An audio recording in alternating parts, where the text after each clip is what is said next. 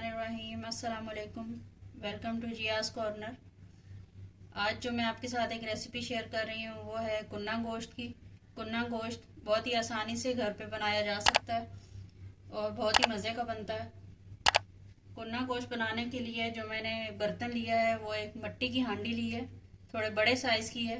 बड़े साइज़ की इसलिए ली है ताकि इसमें आसानी से गोश्त बन सके और आसानी से हिलाया जा सके। तो आइए इसकी कुकिंग स्टार्ट करते हैं। बर्तन हमारा गर्म हो चुका है, क्योंकि मिट्टी की हांडी थोड़ी सी देर से गर्म होती है इसलिए इसको थोड़ा सा पहले गर्म होने के लिए रख दिया। इसमें मैं डालूंगी 170 ग्राम घी। कुन्ना गोश्त बनाने के लिए हमेशा घी का इस्तेमाल करते हैं, ऑयल का इस्तेमाल नहीं करते। अगर आप ऑयल से बनाना चाहते हैं तो बना सकते हैं, लेकिन वैसा रिजल्ट नहीं आता, इसलिए इसको घी में ही बनाना ज़रूरी है। अब इसमें 3 से 4 बड़े साइज की स्लाइस प्याज के कटे हुए डालेंगे।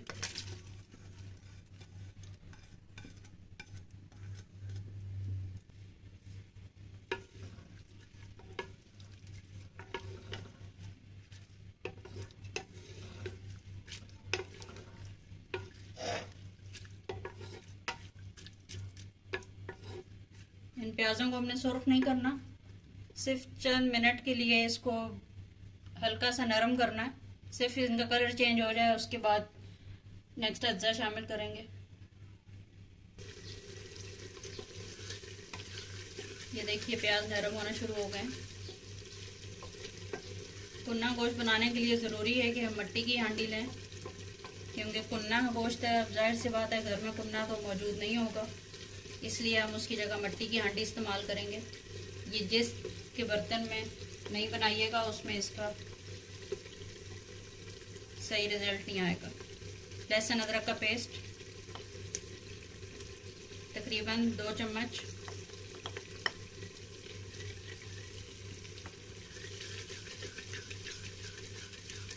बस थोड़ा सा इसको हिला लेंगे और इसमें उसके बाद हम इसमें नेक्स्ट चीज़ शामिल करेंगे। कुन्ना गोश्त में मसाला बिल्कुल भी नहीं भूनते, अगर मसाला भूनने की तरफ जाएंगे तो फिर सही नहीं बनेगा।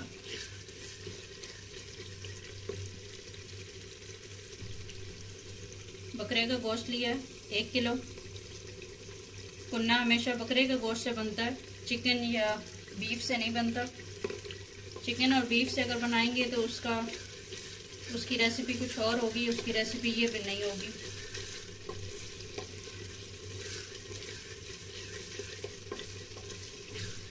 लहसुन भी थोड़ा सा पक गया है, हमने बिल्कुल भूनना नहीं है।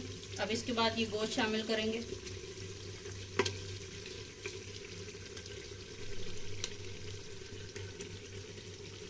गोश्त की नॉर्मल बोटियां ज़्यादा बड़ी भी नहीं है और बहुत ज़्यादा छोटी भी नहीं है।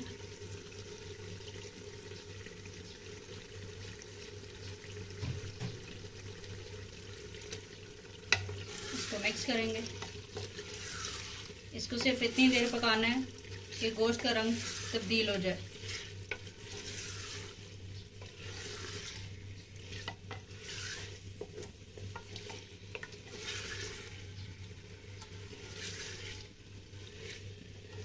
इंशाल्लाह बहुत ही मज़े की रेसिपी बनेगी और आपको पसंद आएगी। बिल्कुल इसी तरह बनाइएगा जिस तरह मैं आपको बता रही हूँ। तेज़ आंच पर सिर्फ 1 से 2 मिनट गोश्त को हिलाना है ताकि इसका रंग तब्दील हो जाए।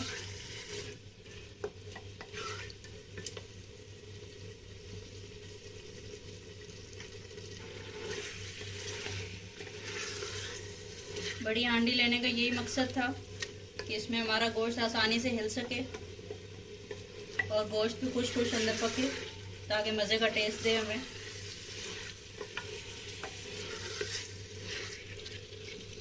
देखिए गोश्त का रंग तब्दील हो गया। अब इसमें बाकी के अज्जा शामिल करते हैं। बाकी के अज्जा में ये चीज़ें शामिल हैं। नमक, शायद मेरा कैमरा आपको सही से दिखा नहीं पा रहा। नमक, सूखा धनिया, 3 से 4 छोटी इलायची, बड़ी इलायची के चंद दाने, दालचीनी, चंद काली मिर्चों के साबुत दाने, बादियान और सुर्ख मिर्च, 2 चम्मच हल्दी और नमक हस्ब जायका। ये तमाम अज्जा एक साथ बीच में शामिल करेंगे।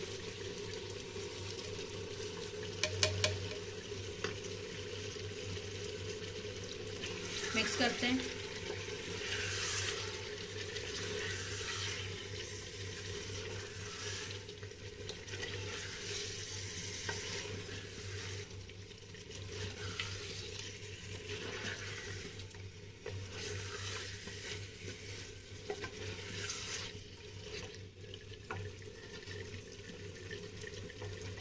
मसालों के साथ 2 मिनट पकाएंगे।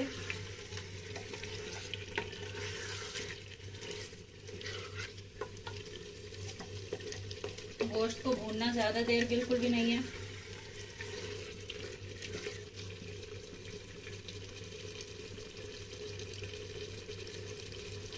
दो मिनट के लिए इसको ढक देते हैं ताकि गोश्त तमाम मसालों की खुशबू अंदर समा जाए।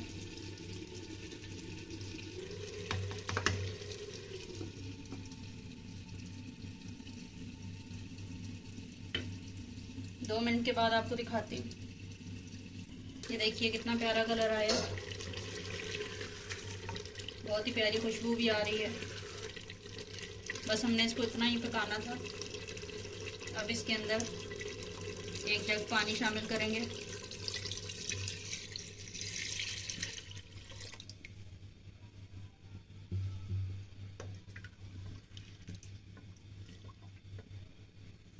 एक जग पानी शामिल किया है और अब इसको इसी तरह पकने देंगे।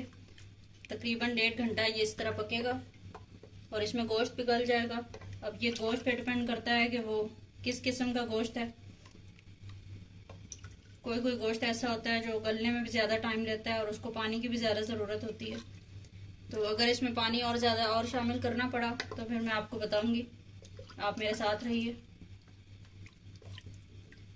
फिलहाल हमने इसमें 1 जग पानी शामिल किया है। इसको अच्छे से ढक देंगे और अब इसको पकने देंगे। इसके बाद इसमें क्या चीज़ शामिल करनी है वो आप मेरे साथ रहिए, मैं आपको बताती हूँ। 1.5 घंटा हो गया है इसको पकते हुए। अब इसको खोल के चेक करते हैं। ये देखिए इस पे बहुत ही प्यारे प्यारे से मेरे पास पत्थर थे, इनको मैंने वेट के तौर पे इस्तेमाल किया और इन पे रखा। आप भी कोई भी भारी चीज़ इन पे रख सकते हैं। और मट्टी का ढक्कन इस पे दिया था इसको दम पे करने के लिए, फिर मुझे चेंज करना पड़ा और मैंने ये वाला फिक्स ढक्कन इस पे लगाया। ये देखिए बहुत ही प्यारी खुशबू आ रही है। गोश्त भी हमारा तकरीबन गल चुका है, लेकिन अभी थोड़ा सा टाइम इसमें और लगेगा। अब इसमें क्या चीज़ें शामिल करनी है वो मैं आपको बताती हूँ।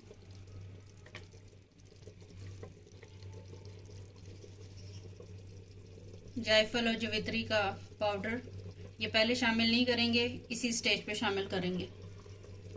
ज़ीरा, गोल लाल मिर्चें 5 से 6 अदद, और ये है कसूरी मेथी, सूखी कसूरी मेथी। इन सब चीज़ों को इस स्टेज पे शामिल करेंगे।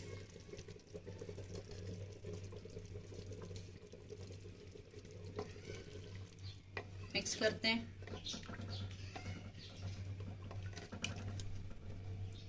दस मिनट के लिए मज़ीद पकाएंगे इसी तरह ढक के और दम पे देकर।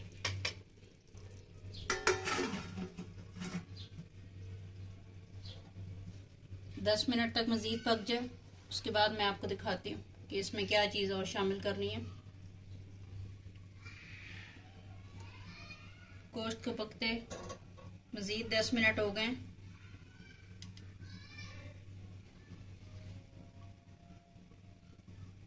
दस मिनट हो गए। अब इसको वेट उतारते हैं और इसको खोल के देखते हैं।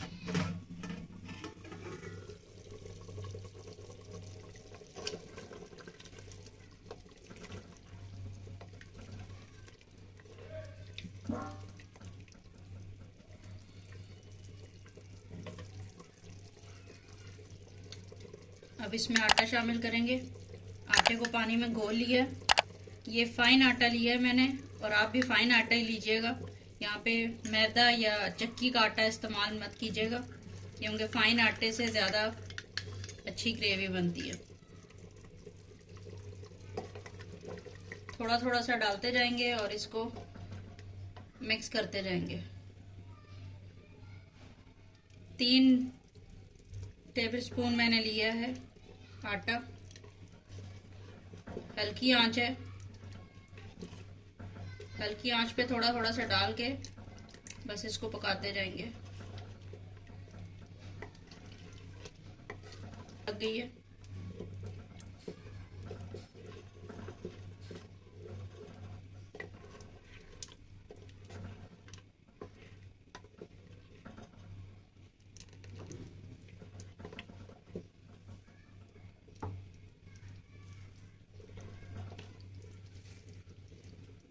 पाँच से 6 मिनट मज़ीद पकाएंगे ताकि आटा भी अंदर अच्छे से पक जाए।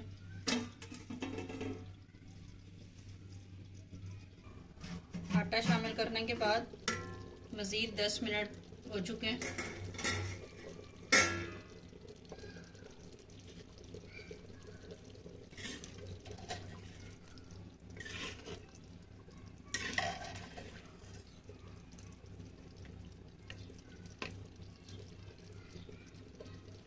अब इसमें सबसे आखिर में गरम मसाला शामिल करेंगे।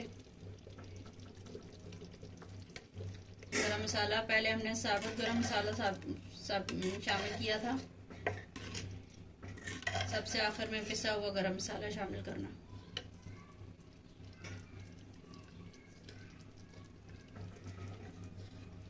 मैं आपको गोश्त दिखाती हूँ कितना अच्छा गल चुका है। ये देखिए, इस तरह से गोश्त गला हुआ हो कि बिल्कुल चम्मच से टूट जाए। ये देखिए,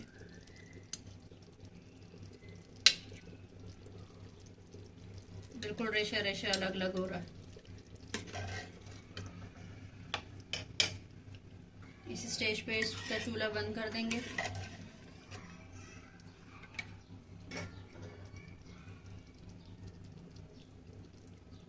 पाँच मिनट के लिए ढक देंगे ताकि उसका घी अच्छे से अलग हो जाए। उसके बाद इसको डिश आउट करती हूँ और फिर आपको दिखाती हूँ। बेहतरीन कुन्ना गोश्त तैयार है। इसकी कुकिंग का टोटल टाइम 2.5 घंटे था, और थोड़े थोड़े वक्फे से जैसे जैसे अज्जा डाल डाल के इतनी देर बनाते रहे। तो इसी तरह आप भी बनाइएगा। तमाम अज्जा एक साथ शामिल नहीं करने। मिसाले भी जिस जिस टाइम पे मैंने डाले आप भी उसी टाइम पे डालिएगा, और बहुत ही मज़े का बनता है। अब आगे ईद उल अज़हा आने वाली है। ईद उल अज़हा पे बनाइएगा, उससे पहले बनाइएगा, बहुत ही मज़े का लगता है। अगर आज की रेसिपी पसंद आए तो लाइक कीजिए और फ्रेंड्स एंड फैमिली में शेयर कीजिए, और ट्राई ज़रूर कीजिएगा और मुझे बताइएगा कि किस तरह लगा। मज़े मज़े के खाने खाते रहिए और बना के फैमिली वालों को खिलाते रहिए। इसी के साथ इजाज़त दीजिए। नेक्स्ट किसी रेसिपी के साथ दोबारा आपके सामने हाजिर होंगी। अल्लाह हाफ़िज़।